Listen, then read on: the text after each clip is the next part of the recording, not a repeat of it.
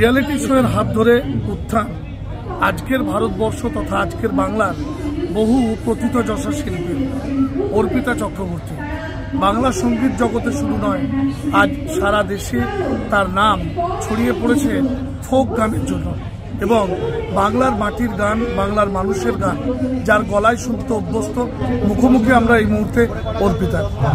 মাটির গান, মানুষের গান কতটা আকৃষ্ট করছে মানুষকে? প্রথমেই বলি নমস্কার, আমি অর্পিতা। আমার সব থেকে বড় পরিচয় হলো যে আমি লাল মাটির মেয়ে, আমি বাঁকুড়ার ভূমিকম্প। তারপরে আমার রবীন্দ্রভারতী ইউনিভার্সিটিতে লোকগান নিয়ে পড়াশুনো, মাস্টার্স, এবং আমি পিএইচডি কমপ্লিট করি। আমার যে লাল মাটির লোকগানের মূল ধারা ঝুমুর, সেই ঝুমুর গানই হলো আমার চর্চার মেন কেন্দ্রবিন্দু।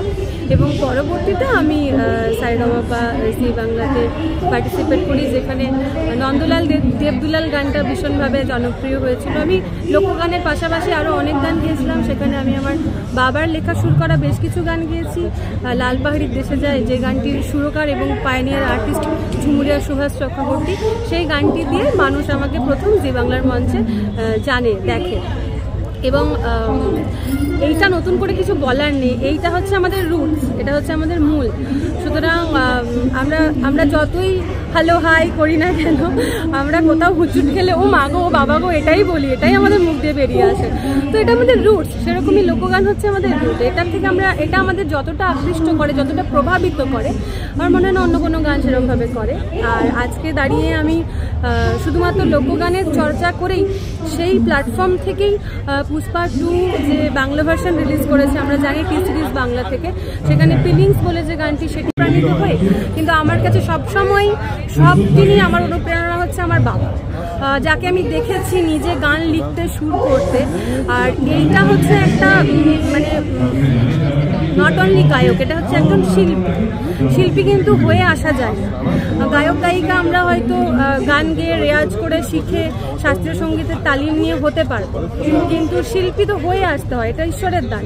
এটা ওরমভাবে হওয়া যায় না রাতারাতি। আমার মনে যদি করি যে আমি গান লিখবো, সুর করবো, আমি কিন্তু করতে পারবো না, যদি আমার মধ্যে সেই প্রতিভাটা ঈশ্বর না দেন।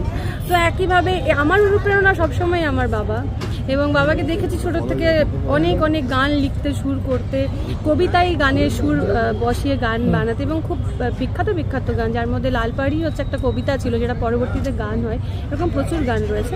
তো আমি একইভাবে গান লিখছি, সুর করছি। আমার একটা নিজের ইউটিউব চ্যানেল আছে, আটচালা মিউজিক, যেখানে আমি আমার ওন কম্পোজিশনসগুলো রিলিজ করি। আপনারা চাইলে সেখানে ভিজিট করুন। আর আমার কালো ভ্রমর একটি বিখ্যাত গান, ইতিমধ্যে মানুষের মন ছুঁয়ে গেছে, পুরুলিয়ার সুনীল মাহাতোর লেখা একটি গান, যেটি আমি চেষ্টা করেছি একটু মডার্ন ওয়েতে রিপ্রেজেন্ট করতে, অ্যান্ড সেটা মানুষের ভীষণ ভালো লাগে।